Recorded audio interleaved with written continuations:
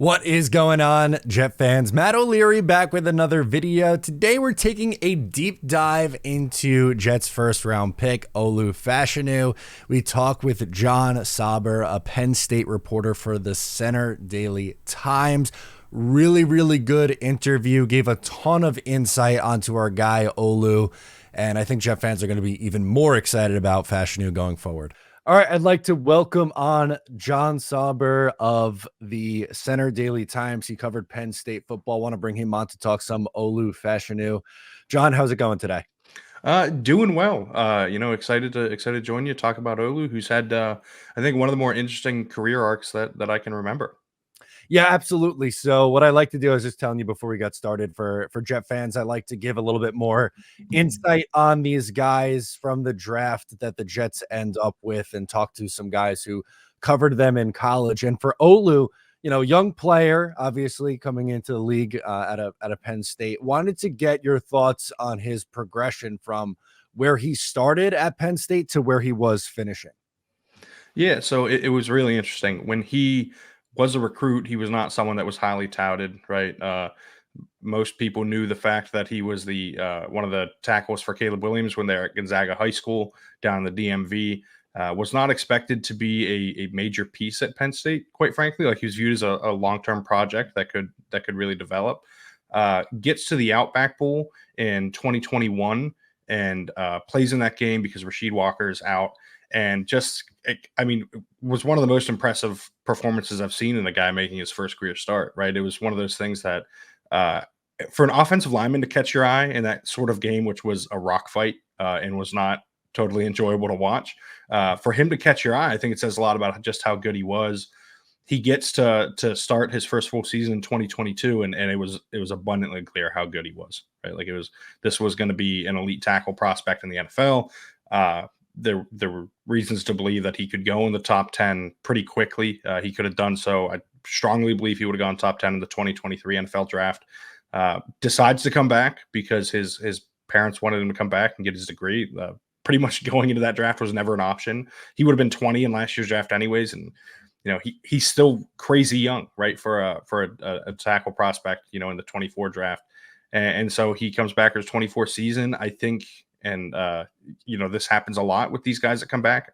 I think he got not overexposed in the sense that, suddenly he doesn't look as good, overexposed in the sense that there was draft fatigue with him, right? Like, he's played for so long and been under the microscope for so long that there are nits to pick, right? That you suddenly find these little things that maybe drop him a little bit. And honestly, I was surprised he wasn't the first tackle off the board, not from it seemed the way it was trending, but just from a talent standpoint, I thought he was right up there with Joe Alt by the end of his career. Yeah, that's really interesting because when, a lot of, Jet fans and just fans in general, usually they start to get into the draft process right around when the regular season's ending, and then it really ramps up over the next couple of months. And when fans were initially looking at potential targets on the offensive line, the thought was, after the Jets won a couple games to close their season, that they were going to be out of range for someone like Olu. And some fans were disappointed in that. And then you mention it in, the mock draft process as things change. We saw him even getting mocked to go even later than 11. But I'm with you on that. I think the fatigue is a good way to put it because, in my eyes, this is someone who I think deserved to be, a top 10 pick in the NFL draft. Yeah, and I think, that's not a knock on Joe Alt either. I think he's a fantastic tackle prospect. I just think they're both exactly what you're looking for, right? And I think Fashanu gives you so much upside as a pass protector and honestly a floor as a pass protector already. We've seen him stonewall some really good defensive ends in the Big Ten. I know that Penn State's coaching staff had, I believe, credited him with giving up 0 sacks.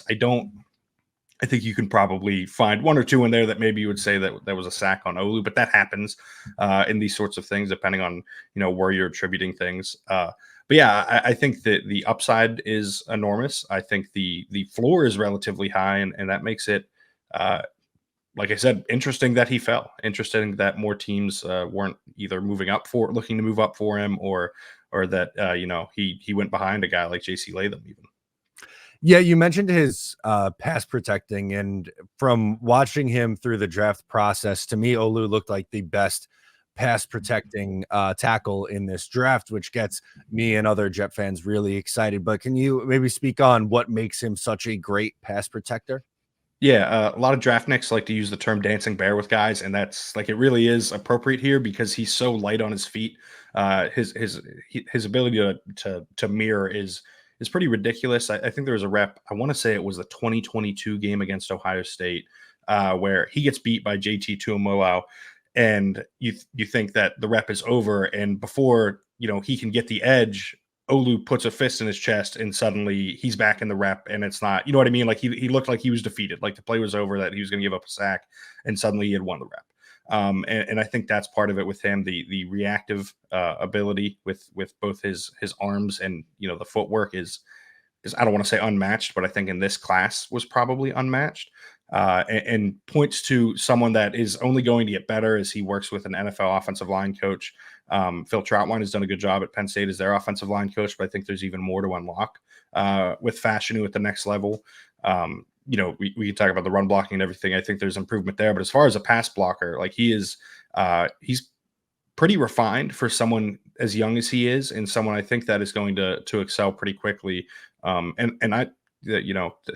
the Jets, I think this is as ideal of a landing spot as there is for him because, my assumption is that Tyron Smith and Morgan Moses both aren't getting through a full season. We've seen their careers play out and everything. If and when that happens, there's a ready-made replacement on the left side. I think the transition to the right could be interesting, but I think Fashanu's in a spot to potentially play early and excel early in his career.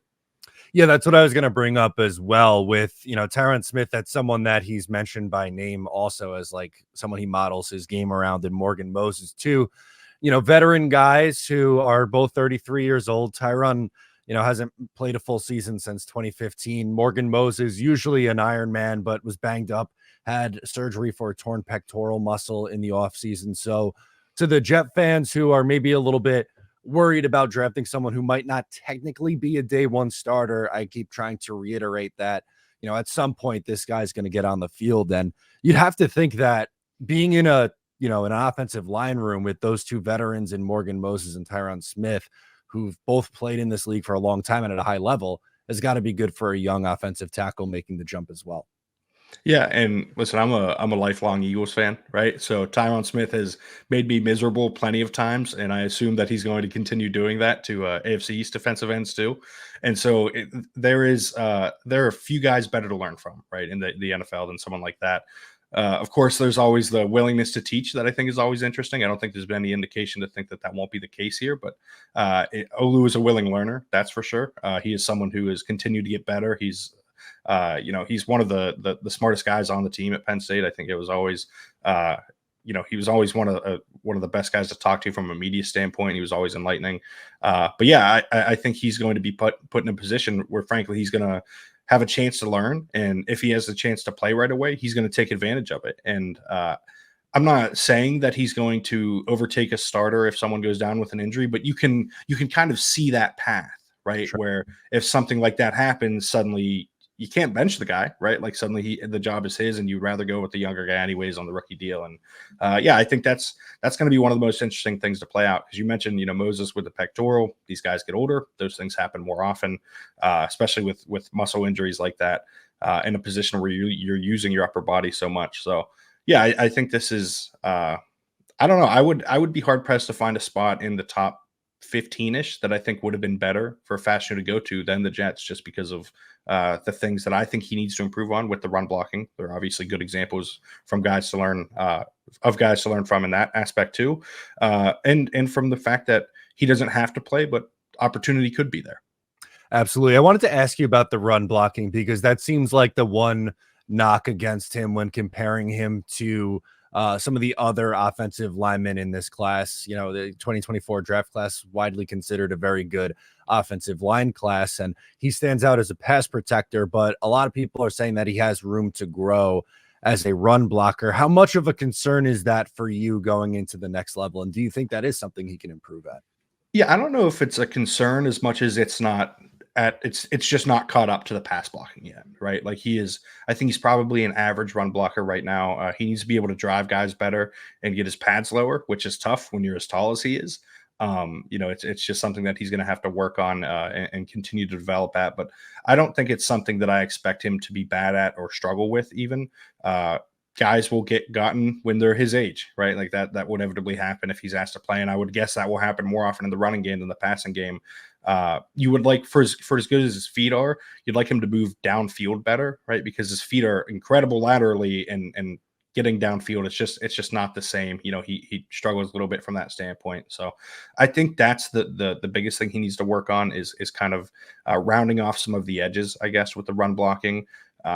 But again, when a guy's that tall, it's sometimes hard for that to happen at all, right? Like JC Latham is so good as a run blocker because he's not quite 6'8", but he has more drive and more power. He can get his pads lower, he can get into guys.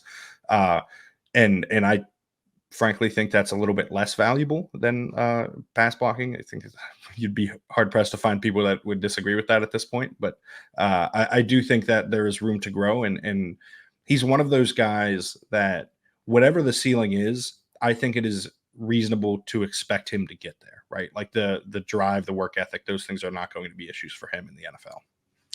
Absolutely. And something else I wanted to bring up or ask you about. So we talked about both Tyron Smith and Morgan Moses and how they're both injury concerns. And at Penn State, we've pretty much seen him play, in actual games at just left tackle. Now, he did mention that he practiced a little bit at right tackle at Penn State, but is that something you think he could do? Make a transition to the right side of the offensive line if there was an injury? Because I think Jet fans are kind of assuming that if one of Tyron or Morgan Moses goes down, that Olu would be first up at either spot, whether it's the left side or the right side of the line.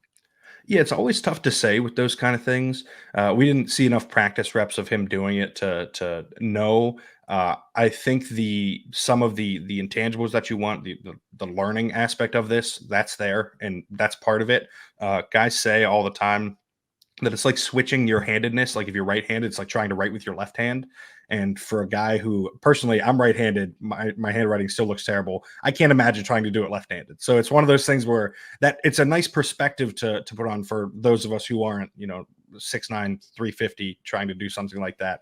And I would guess that it will take time, right? Like it would depend on how much the Jets put him on the right side this spring and this fall, and how many reps he gets from that standpoint.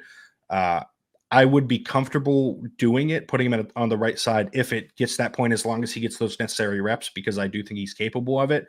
But I do think it's going to take that kind of legwork to get there, right? Like it's not like with some guys where you can put him in right away on the right side because they played both the left and the right side. I think it will take some time for him to get there. But as long as he gets a full off season, or at least half an off season to work on it, I think he would be more than serviceable on the right side too.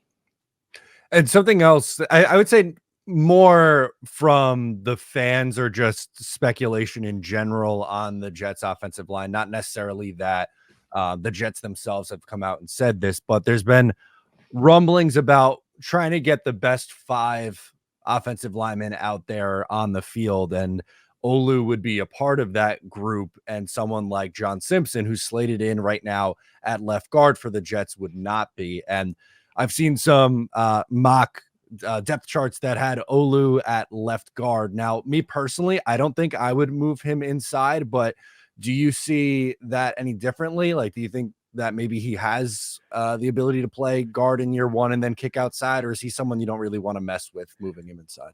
Yeah, I would leave him on the outside just because I think the mobility if you're pulling or anything like that, it's just going to be tougher for him as a guard. And he's so long and he's so big that again, just from the personal experience standpoint, like the Eagles like to do this with guards, like Landon Dickerson's like 6'6", but even like 6'6" is like the top end of that spectrum, right? And even then, you're an outlier. At someone that's 6'7", 6'8", it just gets really, really difficult. I don't know that he's going to be able to drive guys like that. Pass blocking, he might be fine there, but again, there's a connectivity to it. I think one of his best attributes is his ability to, when a guy's in front of him, that's his job and that's his man. He can handle that, right? Like he can take pretty much any tackle or any defensive end that he took on one-on-one in college. So it's not something that I would do. I don't know that he would excel at it either. I just think, he's a little bit slender for something like that too. And he's just so long and tall that it's not an area that I think he'd excel in. I agree with you on that. I think, leave him on the outside. I'm comfortable if they want to try him, get him reps at right tackle. The Jets have two other younger tackles. They took Carter Warren last year in the mid rounds at a Pitt, and they also have Max Mitchell on the roster. I think they're going to try all three of those guys kind of on each side of the line. So fully expect to see him get some reps at right tackle. I don't think guard is really a realistic option, but in addition to just watching the tape and seeing, how talented he is as a pass protector, what I love too is, he seems like a really high character guy and a good kid, just in how he speaks. So Jet fans are really excited to have him on this team. Yeah, he's incredibly bright, right? Like he is, like I said, someone that I always really enjoyed talking to. Anytime there was a scrum or an availability with him, it was something that, like, if you're over at another player talking post game, I would make a point to stop over at Olu at some point, just because he brings a good perspective. And part of that is the unlikeliness of him getting here. I mean, it's true for all draft picks, right? It's unlikely for all of these guys to ever reach this point just because of the probabilities of all of this happening. But especially for a guy who's a 3-star prospect, was not seen as, he was seen as more of a developmental prospect, and all of a sudden in his second year he's starting in the bowl game, and then he's a full-time starter in his third year, and his fourth, and he's coming back for a fourth year when everyone thinks that he's going to be a top 10 pick. Like, it's just this timeline doesn't happen, right? Like, it's just not the way these things usually go. And the way he handled it was excellent. The way, I think you can tell a lot about players, and it's tough because at the end of the day, they're in college, they're kids. Like, you're frustrated, you're talking to media members after the game. I always try to be empathetic to the fact that guys can get angry and be upset. That was never the case with him, even after losses, right? Like, he was always handling loss gracefully. I thought he was excellent from that standpoint too. So yeah, he's just someone that you get to know in my time covering the team. I've covered his entire career here, obviously, and I think he's someone that you enjoy seeing guys like that succeed, because the work that they put in, and you respect the process for them, right? The job isn't rooting for teams or anything like that, but you see people that you enjoy their success because you've gotten to know them and you see the work they put in and things like that. Absolutely. John, thank you so much for taking some time out today to talk some Olu Fashanu in Penn State. No problem. Thanks for having me on.